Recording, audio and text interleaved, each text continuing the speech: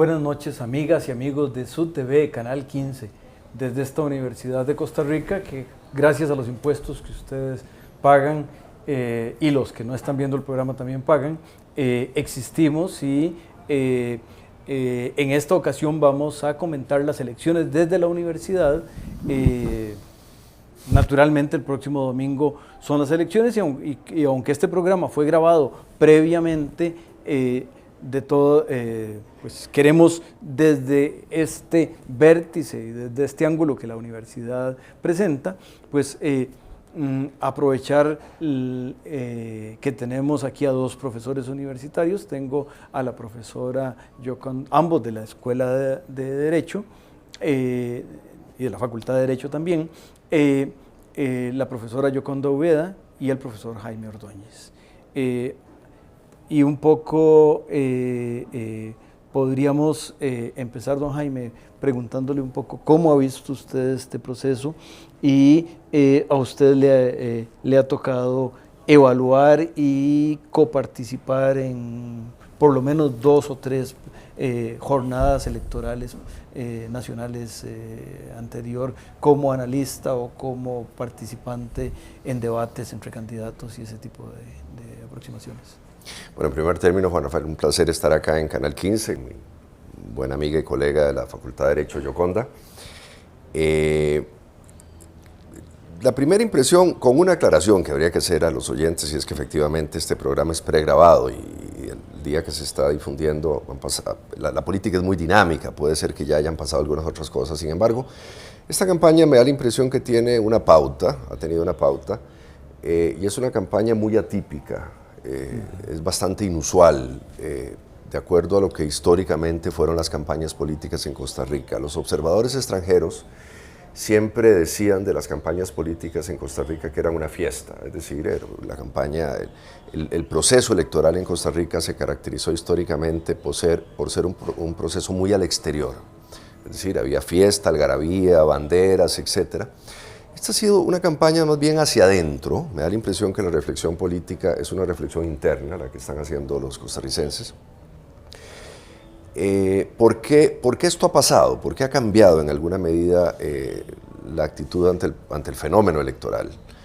Y con esto no quiero decir de que el abstencionismo necesariamente vaya a subir. Muy probablemente la gente va a salir y va a votar igual. Lo que pasa es que hay un proceso mucho más interno que en el pasado, que se parece un poco a la política escandinava, o sea, los países del norte de Europa, a la política canadiense, norteamericana, esa relación de los sajones con la política que es mucho más interna. ¿Por qué eso ha sucedido? Bueno, mi hipótesis, y con esto lanzo un poco una idea al aire para retomarla en Yoconda y con usted, Juan Rafael, es que yo tengo la impresión de que hay una serie de fracturas emocionales que la sociedad costarricense vivió en los últimos años y que han cambiado su relación y su percepción de la política y su relación con la clase política. Estas fracturas emocionales, bueno, algunas tienen que ver con hechos de corrupción, los 2 expresidentes que estuvieron en la cárcel, otro expresidente que no está en el país y no vuelve, algunos líderes que no son políticos, sino que fueron líderes religiosos, que pertenecen al ámbito de la cultura, el padre Maynor, etc.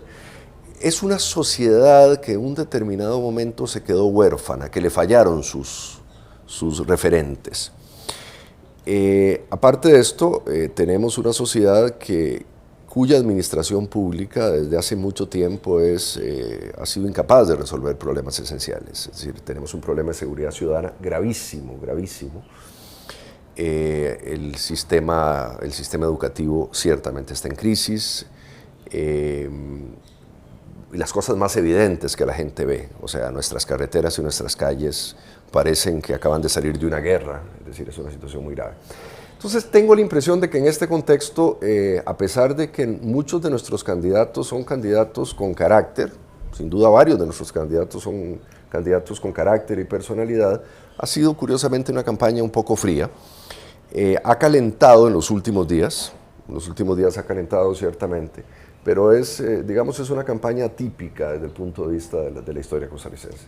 Yo coincido absolutamente con Jaime, creo que en eso que estamos viviendo hay signos evidentes de que estamos viviendo una campaña distinta a campañas anteriores, de décadas anteriores, donde ha habido regalos de regalías, de llaveros, muchas banderas, como bien lo mencionabas vos, muchas calcomanías, mucha fiesta nacional, y que puede ser calificada esta campaña como una campaña, como bien decías también, no solamente hacia adentro, sino también una campaña fría. A mí me parece que la calificación de frío o caliente depende mucho de la respuesta de la ciudadanía, si es hacia adentro o es hacia afuera. Esto no significa, y agrego yo un poco en esa línea, que sea una mala campaña, porque no necesariamente lo caliente quiere decir, o la fiesta quiere decir que hay una gran madurez democrática, o que la campaña estemos valorándola como una campaña muy positiva, y que lo contrario sea visto como negativo. Pienso que el costarricense, basado en esas fracturas emocionales, que yo le sumaría también fracturas sociales en cuanto al aumento de la brecha social, y lo vemos mucho más a nivel de las regiones de Costa Rica, hay una fractura también en el ámbito económico, donde hay crecimiento para unos sectores, pero hay rezago creciente para otros sectores. Entonces, todas estas fracturas, ¿verdad?, que tienen que ver con el ejercicio del poder político en los espacios públicos, va generando también una situación o una respuesta distinta en el electorado costarricense, que yo llamaría de manera más respetuosa, más bien en los ciudadanos costarricenses. Y en ese sentido, pues, está más conectado con lo interno, para poder reflexionar en relación con las ofertas que hay, que son muchísimas las ofertas electorales que tenemos. Como vemos, estamos pasando ya evidentemente de un bipartidismo a una oferta multipartidaria. En esta campaña queda mucho más claro todavía, pero esto ha ido increciendo, ¿verdad? En ese sentido, entonces el costarricense está más, yo creo que pensando que, al igual que el dicho aquel que decían nuestras abuelas, amores son hechos, ¿verdad? Está pensando que también la política, la democracia en nuestro Estado va a pasar mucho por lo que sean capaces de hacer los próximos gobernantes, tanto en el Poder Ejecutivo como en la Asamblea Legislativa.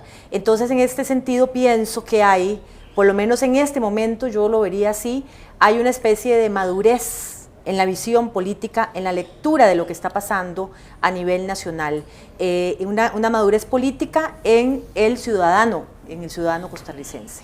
Hay un resultado que me parece también de este fraccionamiento, que es un poco, está presente ahora y me parece que estará presente en la interacción entre Ejecutivo y Legislativo de lo que elijamos los costarricenses el próximo domingo, un Congreso donde cuesta mucho hacer acuerdos, y ahí tal vez están las dos cosas, tanto porque son muchos y ponerse de acuerdo muchos grupos es difícil, como que también aparentemente los funcionarios del Poder Ejecutivo que les tocaba hacer ese enlace, como que me da la impresión de que en el pasado fueron levemente más eficaces. Sí, yo estoy de acuerdo con esto, Juan Rafael. Ahora, quería hacer un brevísimo comentario, algo que Yoconda ha dicho antes, con lo cual estoy plenamente de acuerdo, y es que el hecho de que sea una campaña fría, fría, comillas, es decir, hacia el interior, una campaña muy íntima, muy interna, no significa que sea una campaña mala, porque conversando con la gente en la calle, la gente tiene preocupación de los temas nacionales, sin duda. Además, como nunca, hay temas serios que le preocupan a la gente: cómo redirigimos este país en materia de educación, cómo lo hacemos competitivo, cómo resolvemos el tema de la brecha social. En Costa Rica se nos está volviendo, hay un sector que se está volviendo muy rico y un sector que se está volviendo muy pobre. En fin, esos temas están allí y yo creo que la gente va a votar. Y esto, sin embargo, tiene un sesgo característico, y es que relativamente hace poco, un par de días, ya hace unos 10 días cuando este programa se ha visto, me decían dos personas ligadas al tema de las encuestas en Costa Rica que se está dando un fenómeno inusual en el país. Y es que de cada 10 ciudadanos, 4 o 5, es decir, el 40 o el 50% no manifiestan su intención de voto, no le quieren decir nada a los encuestadores. Lo cual, digamos, refuerza este hecho de que el tema de la elección política se está volviendo un tema íntimo, personal. Eso es, en el largo plazo habrá que estudiar ese cambio de la estructura mental del costarricense. Una intervención importante, sí. Jaime. ¿Podría esto dar lugar a una sorpresa? Porque es muy apresurado decir eso, Juan Rafael, por una razón, porque en materia de estadística electoral generalmente cuando hay vacíos como este, se tienden a repartir en las tendencias ya existentes, salvo que efectivamente exista una línea de voto oculto y por eso se oculte. Lo que pasa es que esto no es posible decir nada en ninguna dirección si no se realiza un mecanismo que es la ficción de urna, que es a boca de urna, como se le llama. Sí, no, que fue lo que hizo en su día Víctor Borge, por ejemplo, en Nicaragua, que se simula una elección, una semana, 2 semanas antes, pero esto no se ha hecho en esta elección, entonces es un poco impredecible decir una cosa u otra en relación a ese sector del electorado que no quiere decir que va a votar.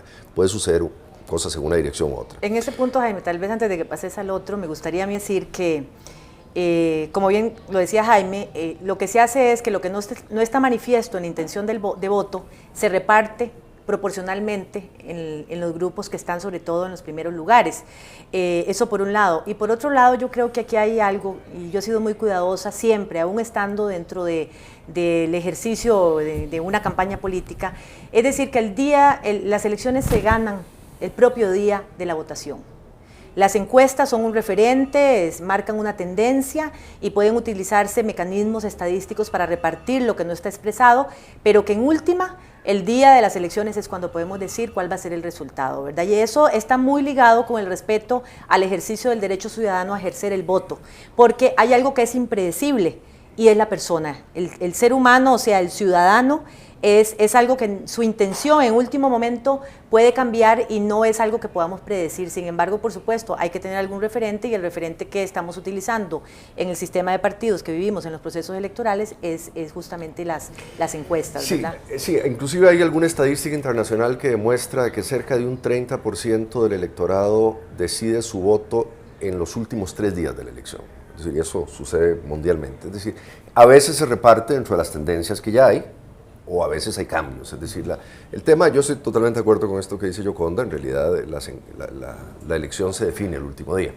Ahora bien, volviendo al tema este que nos planteabas, que me parece un tema apasionante, yo creo que en alguna otra oportunidad con Yoconda, en su antiguo programa Bitácora, lo discutíamos con algunos colegas, bueno, ¿por qué el sistema de partidos costarricense es hoy un sistema de partidos atomizado? Yo tengo una hipótesis que comparten algunos colegas y es que es atomizado porque nuestro sistema de partidos se desideologizó. Tenemos que entrar a un receso, don Juan, para retomar el tema. Si quiere, correcto, entramos y lo hacemos. Porque este tema tiene... Sí. Es un ovillo largo. Continuamos. Ya está la mitad. En realidad, digamos 13 minutos, pero hiciste muy bien.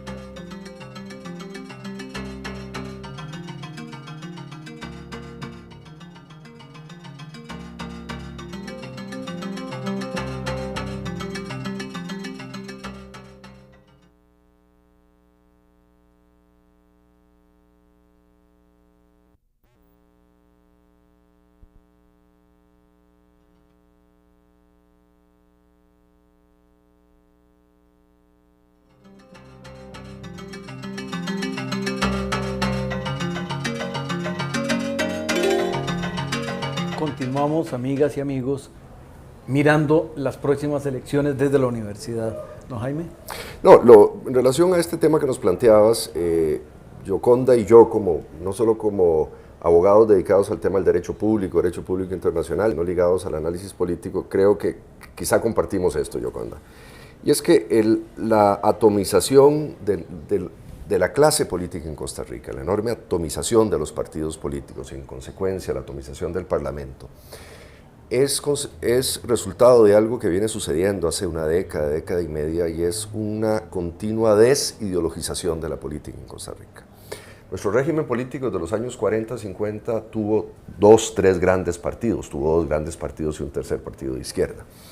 Y esto permitía una cierta predictibilidad, es decir, la política era un juego racional de escogencias. Pero en algún momento dado, por razones que en este espacio no podemos entrar a discutir muy a fondo, el régimen político nuestro se desideologizó y en estos momentos no están muy claras las escogencias ideológicas. Se van perfilando algunas, Por eso es que en alguna medida nuestro sistema, Yoconda, no sé qué opinas, es distinto al pasado. Sí, ahí hay un tema importante que ha tocado Jaime y hay que tener muy presente en cuanto a los partidos políticos, y creo que lo decíamos en un programa anterior. el tema de la ideología es consustancial a la articulación de los partidos políticos. Es un elemento esencialmente articulador. Justamente. Y cuando la ideología se dibuja, y entonces el partido pierde también coherencia o pierde articulación. Y este es un proceso que está pasando no solamente en Costa Rica, sino que se viene dando, sobre todo a partir de finales de los 80, principios de los 90, a nivel de las democracias europeas, por ejemplo, y a nivel de las democracias las más resurgientes, incluidas latinoamericanas.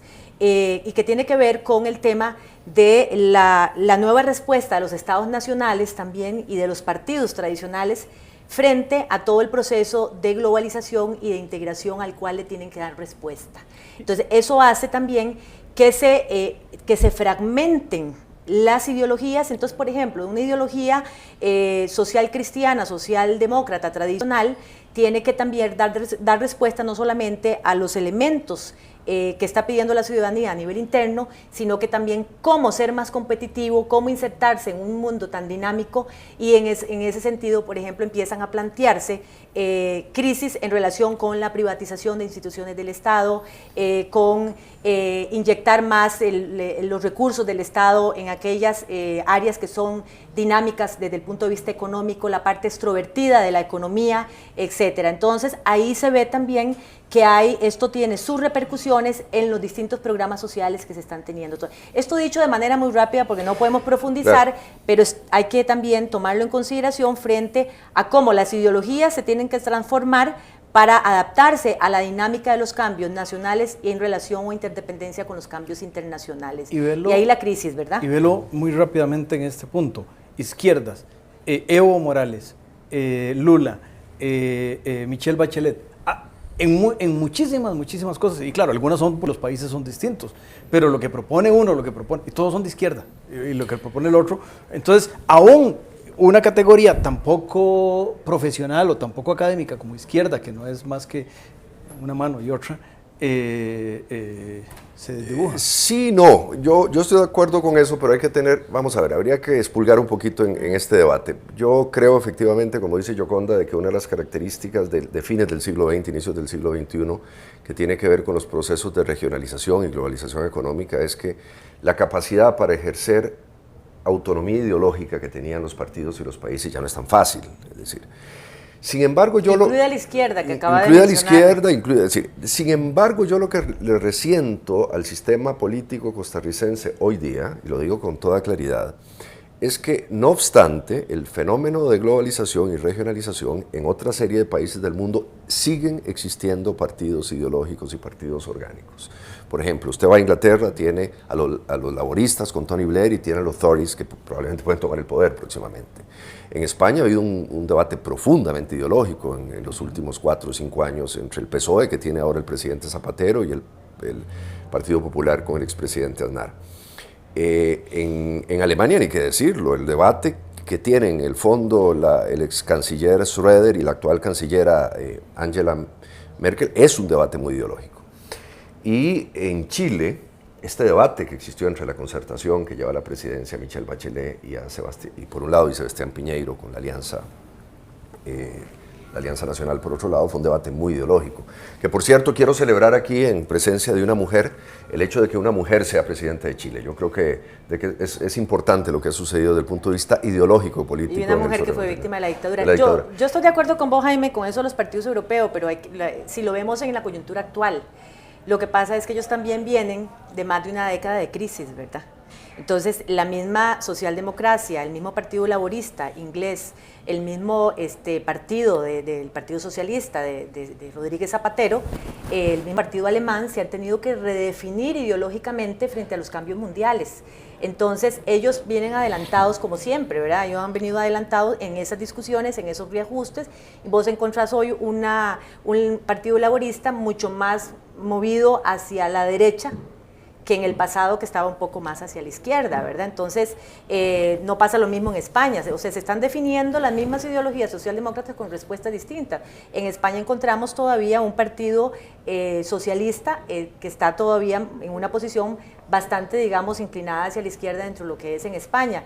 Entonces, son discusiones y son reacomodos que se están dando antes que en nuestro país. Pero es interesante porque es muy complejo, ¿verdad? Los elementos que hay que analizar. Y coincidiendo con eso que estás diciendo, Yoconda, a mí me da la impresión de que esta elección del año 2006 es una elección de transición. Está cerrándose un largo periodo de la historia política de Costa Rica, probablemente los últimos 40, 50 años, y viene otro periodo que no sabemos cómo va a ser todavía, es decir, está gestándose. Está gestándose y probablemente de los partidos históricos nuestros sigan, si saben rehacerse en este proceso, y probablemente aparezcan otras cosas. Pero lo que yo echo de menos es... Vamos a ver, la discusión ideológica. El argumento es este: para que una sociedad funcione bien tiene que haber 2 o 3 grandes referentes ideológicos. Y ojo, Juan Rafael, con esto es que yo no estoy añorando en forma alguna el bipartidismo, todo lo contrario, siempre abominé muchos de los vicios del bipartidismo en Costa Rica.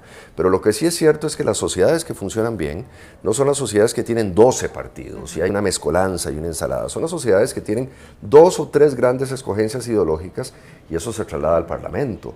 Yoconda dice algo importante hace unos minutos, dice, la falta de disciplina de partidos para votar en el Parlamento en el fondo es ausencia de base ideológica. Cuando existe base ideológica hay disciplina partidaria y hay posibilidad de hacer pactos, que es el pacto que se hace desde el acuerdo de las ideologías, de los pactos técnicos, ¿verdad? Yo he escuchado, ahora que Jaime mencionaba eso, yo recordaba algunos diputados actuales o algún diputado actual, que no voy a decir por supuesto el nombre, pero como referencia es muy importante el hecho, decir que él había sido elegido para representar, para estar en la Asamblea Legislativa a título personal. En mi cabeza no cabía en un sistema democrático representativo cómo una persona que esté sentada ahí está siendo elegida a título personal cuando realmente está representando intereses de la comunidad que fue a votar por él. Entonces, eso es inaceptable, eso tiene que ver con la falta de ideología, tiene que ver con la falta de disciplina, tiene que ver con la falta de pertenencia a una corporación. Un partido es una corporación y entonces suceden este tipo de cosas de que igual número de diputados o tanto número de diputados hay, igual número de posiciones frente a determinadas decisiones que hay que tomar. Y como bien decía Jaime, la democracia no se define, el buen ejercicio de la democracia o el buen gobierno no se define por la cantidad de oferta electoral de la cantidad de partidos, sino por la calidad de los partidos. De hecho, en un sistema presidencialista como es el nuestro, lo ideal sería que haya una oferta bastante reducida, pero que haya disciplina, haya responsabilidad y haya compromiso con la oferta que se ha hecho al electorado o a la ciudadanía costarricense. Sí, y se van a dar algunos enigmas interesantes después de esta elección, justamente en ese proceso de reacomodo que habrá que seguirlos con cuidado. Por ejemplo, una cierta perspectiva del mundo keynesiano, una perspectiva de centro-izquierda que estuvo ocupado históricamente por Liberación Nacional, bueno, el PAC tiene un pedazo de eso ahora. Entonces Liberación Nacional se mueve un poco en otra dirección, ¿verdad? Liberación Nacional sigue siendo un partido socialdemócrata, pero incorpora otros sectores económicos que históricamente no fueron parte de Liberación Nacional. Bueno, algunos sí siempre estuvieron, pero hubo mucho del sistema keynesiano, del bienestar social. Exactamente. ¿Verdad? Bueno, ahí hay un enigma interesante, a ver cómo se acomoda esto. Yo diría, Jaime, que en Liberación hay toda una discusión interna sobre la socialdemocracia. Bueno, y hay un debate y una pugna interna. Esta elección, ¿sí? Tomando lo que vos dijiste, esta elección, que es una transición, porque primero tuvimos la posición de los dos caudillos representados en los dos tradicionales partidos, ¿verdad? Históricos, digamos, más histórico Liberación y el otro partido que fue cambiando varias veces de nombre, pero que llega a ser un partido también consolidado en los últimos años. Eso se llega a romper para vivir una transición, diría yo, en la elección pasada y más claramente en esta, donde el Partido de Liberación Nacional, que sigue siendo el partido que todavía está encabezando, digamos, los primeros lugares de los partidos en este país, porque ya vimos que el PUSH se disparó para el 5º lugar, creo que se encuentra en este momento. Liberación está viviendo en esto, va a vivir una tiene una gran oportunidad, pero también tiene un gran riesgo. Tiene la oportunidad de poderse rehacer incluso ideológicamente en todas esas discusiones que se está teniendo sobre socialdemocracia en el nuevo contexto nacional e internacional, pero por otro lado también tiene el riesgo de que si no logra esa renovación puede también empezar a sucumbir, bueno, ¿verdad? Igual que lo han hecho el otro partido del tradicional bipartidismo. Ese será uno de los debates post-elección, es decir, cómo ese espectro ideológico de lo que fue la socialdemocracia, el centro-izquierda, el pensamiento keynesiano, si Liberación lo logra reconsolidar, si el PAC lo logra consolidar en alguna dirección. Pero del otro lado, del centro a la derecha, digamos, hablando un poco metafóricamente, porque estos son categorías ya inclusive un poco discutibles a estas alturas de la historia, y Yoconda, Juan, coincidirán conmigo, ha sucedido algo muy curioso. Ese sector del espectro que siempre llenó la Unidad Social Cristiana, que era una mezcla de sectores socialcristianos de la Rerum Novarum con sectores liberales representados con ANFE, una mezcla muy curiosa, ¿verdad?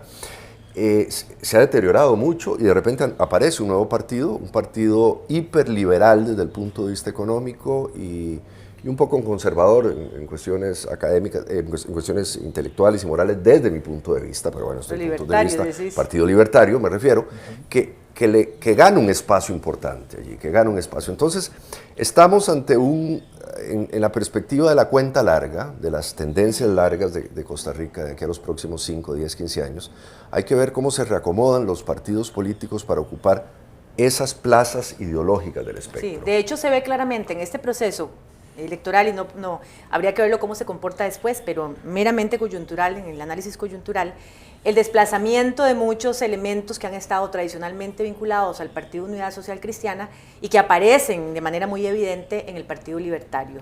Entonces, y hay una moderación aparente del discurso de los libertarios, siempre ubicado dentro de la derecha o el neoliberalismo, ¿verdad? Entonces, hay muchas cosas que se están moviendo. Hay una transición en ese sentido, podemos leer signos, todavía no tenemos, yo creo que desde la perspectiva del análisis claro o respuestas hacia dónde se va, ¿verdad? Pero hay que estar observando mucho el proceso. Medio minuto, don Jaime. Tal vez volver a algo que dije hace un minuto, un poco conectado con esto que decía Yoconda. Costa Rica está en esta elección del 2006 probablemente cerrando un periodo histórico, un periodo de liderazgos. Los líderes que vengan en el 2010, ya por razones generacionales, serán otros. Algunos quizás no los conocemos todavía, estarán por hacerse, están gestándose. Y yo lo que apostaría no únicamente como observador del proceso político y jurídico en una sociedad, sino como ciudadano, es que los que vengan, los que están o los que vengan, sean capaces de fortalecer ideológica y programáticamente a los partidos, y creo que la sociedad costarricense y el sistema de toma de decisiones ganaría con eso. Excelente, con eso tenemos que decir que a votar todos. Este programa se repetirá el domingo cuando ya alrededor de la hora en que se hará el anuncio, no sé si se va a repetir por esa circunstancia, pero estaremos de regreso la siguiente semana. Recuerden todo el cariño con que hacemos los programas, nuestros invitados y toda la gente que nos acompaña aquí en Canal 15, que es de ustedes. Buenas noches y a ustedes muchas gracias. Un gusto.